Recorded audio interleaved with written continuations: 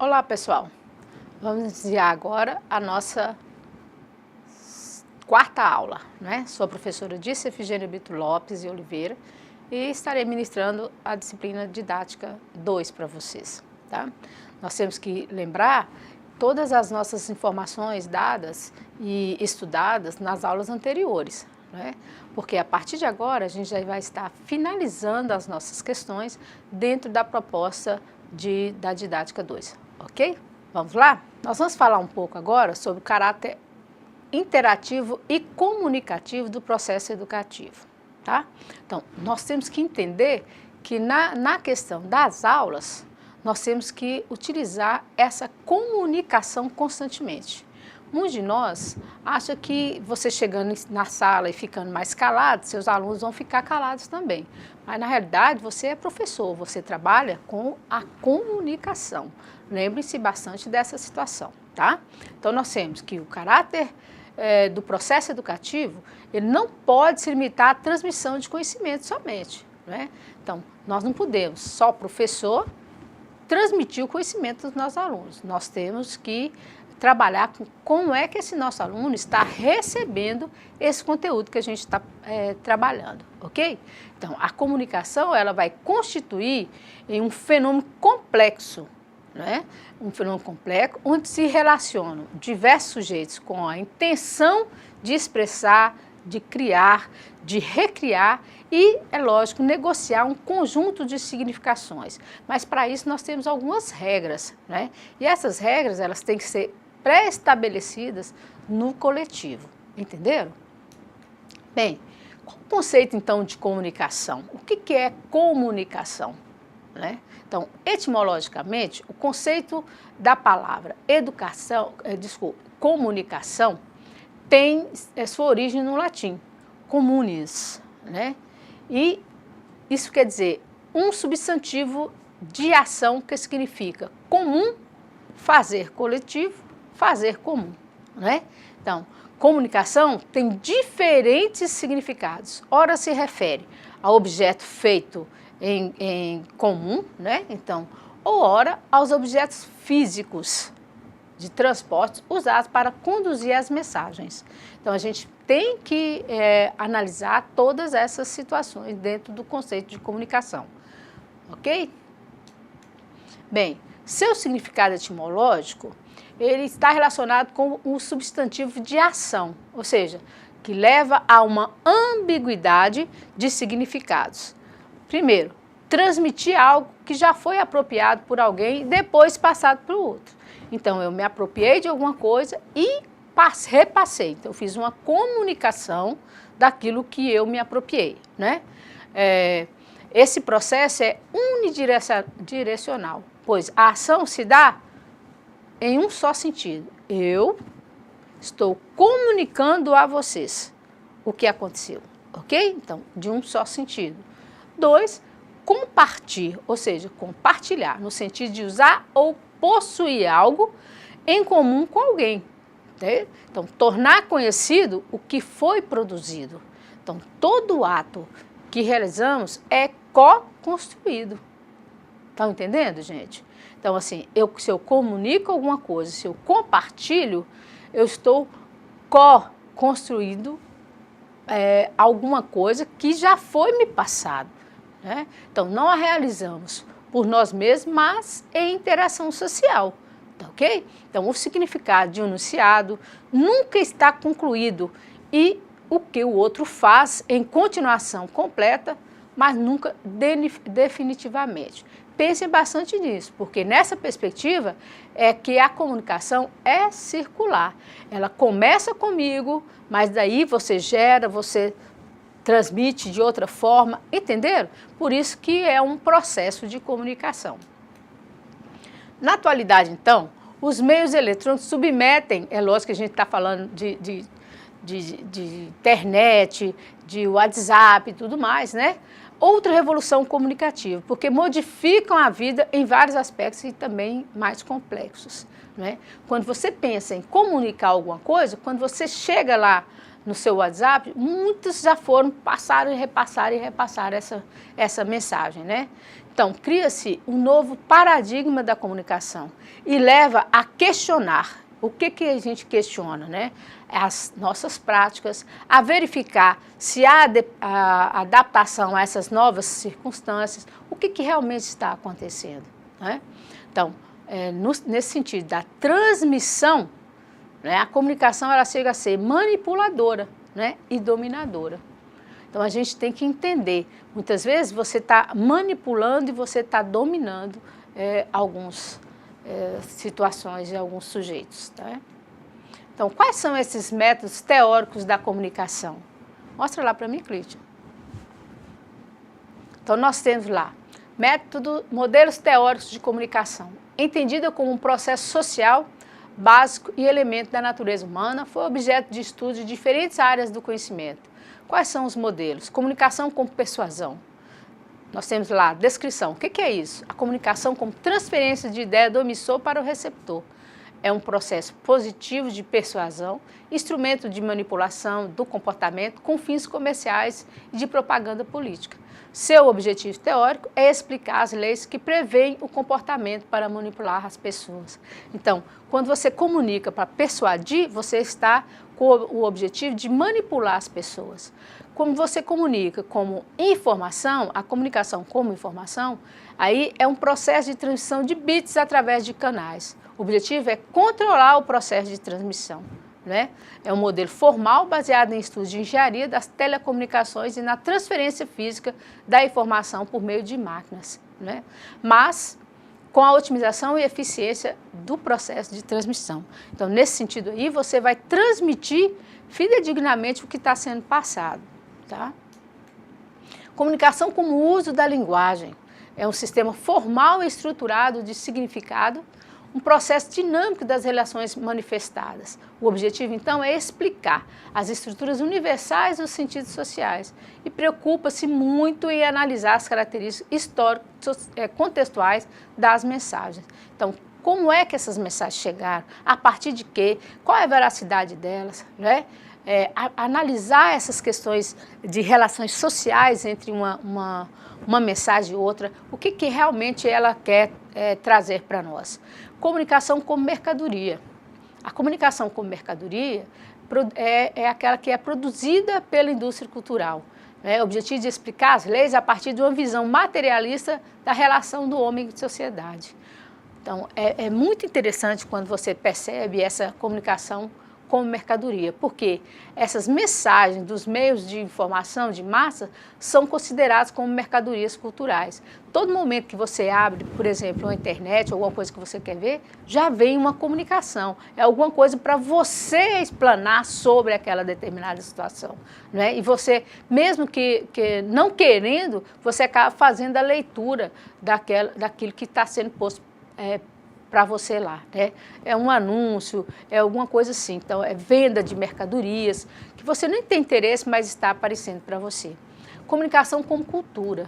É um sistema de significado que comunica, reproduz, experimenta e explora a ordem social. Processo simbólico através do qual a realidade é produzida, mantida, corrigida e transformada. O objetivo é explicar as leis e significados. Então, olhe bem, quando você trabalha com a comunicação como cultura, você leva um conhecimento a mais para as pessoas, né? Sua unidade básica é o símbolo e, por isso, comunicação e cultura são considerados como fenômenos idênticos, cujo significado se busca através de uma ciência interpretativa e dialética.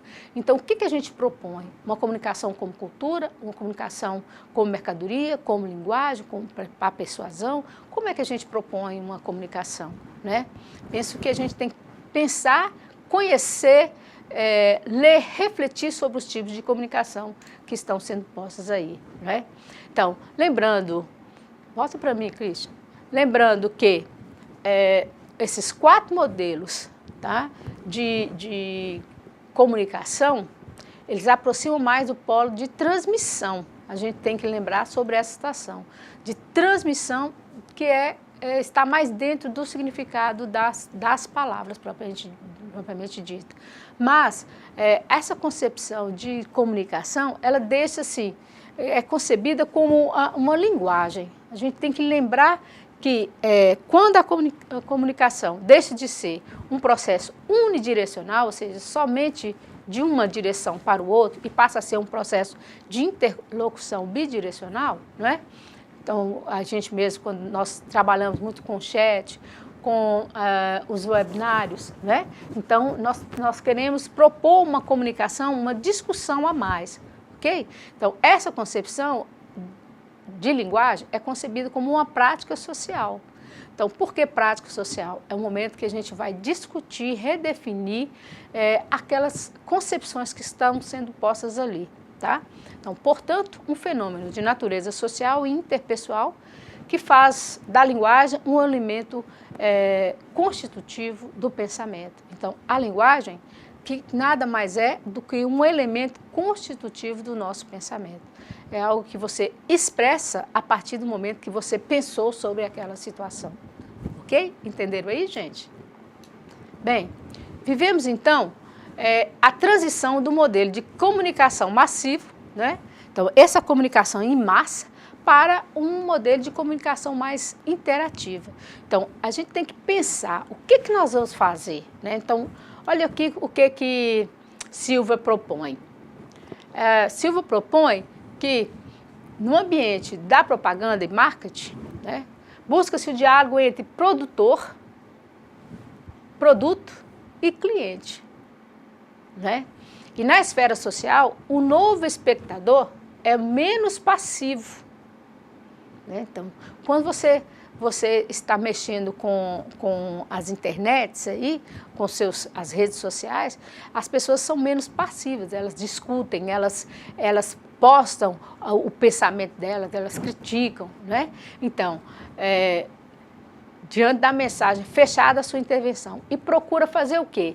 Procura fugir desse modelo de recepção clássica, onde as pessoas elas ficavam simplesmente recebendo a informação e não discutiam a respeito delas, ok? Então, o sujeito pode ouvir, pode ler, pode escrever, né? Pode gravar, voltar, ir adiante, selecionar, tratar e enviar qualquer tipo de mensagem para qualquer lugar, ou até mesmo interferir nessa mensagem que está sendo posta. Quantos de nós já postou alguma coisa em rede social e toma uma conotação que a gente nem esperava que tomasse, né? Então, isso é um processo de comunicação.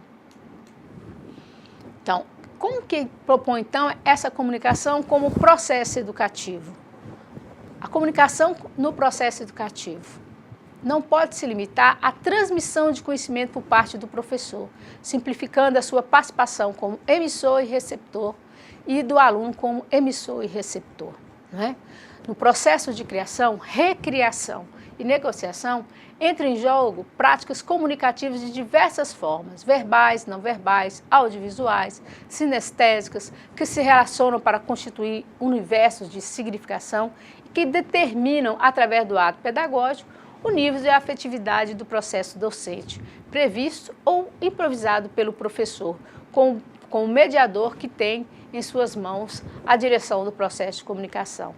Então, o que vai caracterizar essa comunicação no processo educativo? Ela vai caracterizar-se pelas relações entre sujeitos situados em um contexto cultural que caracterizam e exigem uma verdadeira comunicação interpessoal.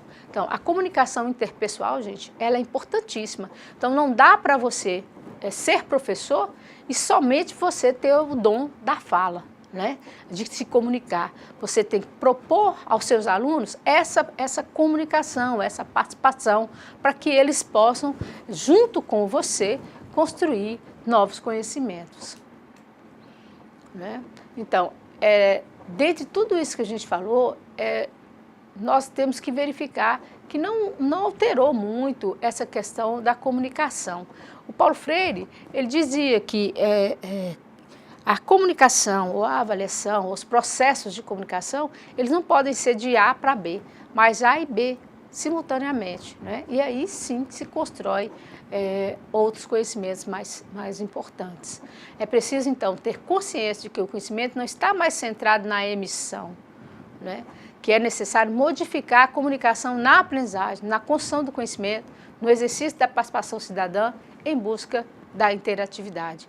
E isso, gente, não é simplesmente conversar com o seu aluno, é fazer com que os seus conhecimentos cheguem e façam com que, juntamente com o que eles já detêm, possam ser construídos novos e até mesmo, em algumas situações, até modificado o conhecimento que o professor detinha, né?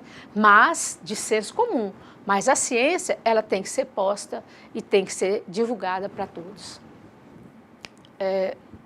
A interatividade não é um conceito de informática, mas sim de comunicação também, ok? Então, nós temos que alguns paradigmas que transformam esses conceitos de comunicação no decorrer dos momentos que a gente vem vivendo, não é? Então, nós temos comunicação mais clássica, comunicação mais atualizada, não é? Então, para essa mudança de paradigma na teoria e na pragmática comunicacional, nós temos o emissor que deixa de emitir uma mensagem fechada e passa a oferecer um leque de possibilidades. Nós temos o receptor que dá novos significados à mensagem, então você encaminha uma mensagem com uma intenção, o receptor ele já compreende de forma diferenciada, né? E a mensagem pode ser recomposta, gente. Quando você encaminha uma mensagem, essa mensagem pode ser recomposta. Então, por exemplo, você posta alguma coisa nos fóruns de discussão, você tem que ser claro, porque todas as vezes que eu interajo na minha perspectiva de compreensão. Então, eu tenho que dar o retorno dessa perspectiva, porque daqui a pouco eu já falo coisas diferenciadas. A mensagem que eu transmito não é mais a mensagem original. Entenderam? Então, nós temos que estar dialogando nos fóruns para que a gente não passe informações distorcidas ou modificadas no decorrer das nossas mensagens, né? Então, os aspectos fundamentais da interatividade. Primeiro, participação ou intervenção. Segundo, bidirecionalidade e hibridação. Terceiro, perguntabilidade e potencialidade. Participação e intervenção, participar não é apenas responder sim ou não, é participar ativamente. Você vai se manifestar diante do que está sendo posto. A bidirecionalidade e hibridação é o quê? Uma produção conjunta da emissão e da recepção. Então, por exemplo, se eu proponho um wiki, então a gente está fazendo uma produção conjunta daquele texto ou daquela informação que a gente quer passar. E a permutabilidade, potencialidade, a comunicação supõe múltiplas redes articulatórias, não é? E essas múltiplas redes de conexões, de liberdade, de trocas, e muitas vezes de associação e potenciais. Então, todas as vezes que eu proponho algum tema, eu quero que seja discutido amplamente por diversas concepções que não só a minha, ok?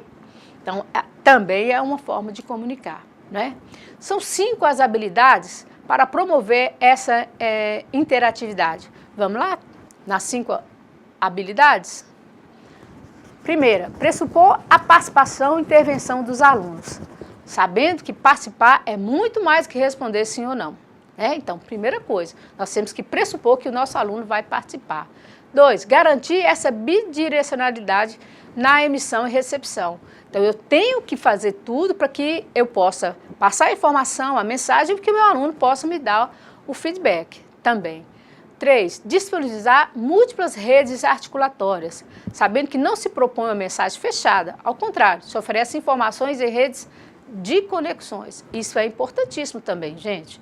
4, engendrar a cooperação, sabendo que a comunicação e o conhecimento se constroem entre alunos e professor como cocriação e não no trabalho solitário. Então, ninguém está sozinho. A gente tem que fazer uma cooperação para que a comunicação ela possa fluir. Suscitar a expressão e a confrontação das subjetividades. Então, sabendo que a fala livre e plural supõe lidar com as diferenças na construção da tolerância e da democracia. Lembrando que se você posta algum tipo de situação, você está apto a receber críticas, a receber intervenções. Então, muitas vezes, nós não queremos isso, né? Mas a gente postou, portanto, outras situações aparecerão. Nós temos que ter o quê? Nós temos que saber lidar com essas inferências, ok? Bem, é necessário, então, repensar as práticas comunicacionais em nossas salas de aula e enfatizar uma pedagogia sustentada por uma modalidade comunicacional que supõe interatividade, isto é, participação, cooperação, bidirecionalidade e multiplicidade de conexões entre as informações, professores, alunos e no grupo de estudantes. Então, a comunicação, ela não pode acontecer somente para nós, entre nós, ela tem que acontecer num grupo maior, numa coletividade, ok? Entenderam aí, pessoal, o conceito de comunicação no processo educativo? Bem, pessoal, chegamos então ao final das nossas aulas, lembrando que todas elas contribuíram para que a gente chegasse no patamar mais evoluído da compreensão da didática. Não é? Lembrando que tudo que nós falamos aqui caminham para um trabalho coerente de discussão, de preparação. Lembrando também que todos os planejamentos, né, quando às vezes que a gente discutiu sobre planejamento, esse planejamento ele se refere à questão da União, né, do Estado e do município, ok? E todas as vezes que a gente vai planejar, nós precisamos ter em mente que nós temos que selecionar conteúdos, selecionar objetivos, procedimentos didáticos, recursos e a forma de avaliarmos, né? Só assim que a gente vai conseguir ministrar bem as nossas aulas, organizar bem nosso tempo, né? Fazer com que a aprendizagem possa fluir, ok? Então, nós vamos, então, à nossa atividade e última atividade da nossa quarta aula, né? Então, também em grupo, vocês vão responder como devemos fazer para manter a comunicação em sala de aula? Né? Vocês terão, então, 10 minutos para responder a esse questionamento. Vocês já devem ter discutido e chegado à conclusão de que, para mantermos, para garantirmos uma comunicação em sala de aula, a gente primeiro precisa ouvir, né? Nós precisamos ter atenção às falas, às manifestações que os nossos alunos estão fazendo dentro de sala de aula e manter uma comunicação bilateral, né? Bidirecional e não simplesmente unidirecional. Tá? Então, você tem que ouvir, você tem que entender que dependendo das situações que você posta para que o seu aluno possa responder, ele vai interferir, que seja criticando ou que seja reconhecendo que aquilo ali realmente está de acordo com o posicionamento dele ou colocando novos posicionamentos. Então, nós temos que estar abertos para todas essas discussões, ok? Fique atento, sala de aula é um grande espaço, é um grande laboratório de aprendizagem, né? Eu espero que vocês todos possam participar ativamente das nossas aulas, nos nossos fóruns de discussão, realizando todas as atividades propostas. Por favor, pessoal, não percam os prazos. Nós temos que ter mais disciplina nas nossas aulas, não é? Só assim a gente vai conseguir lograr êxito futuramente, né? Muitíssimo obrigado, até breve. Grande abraço a todos.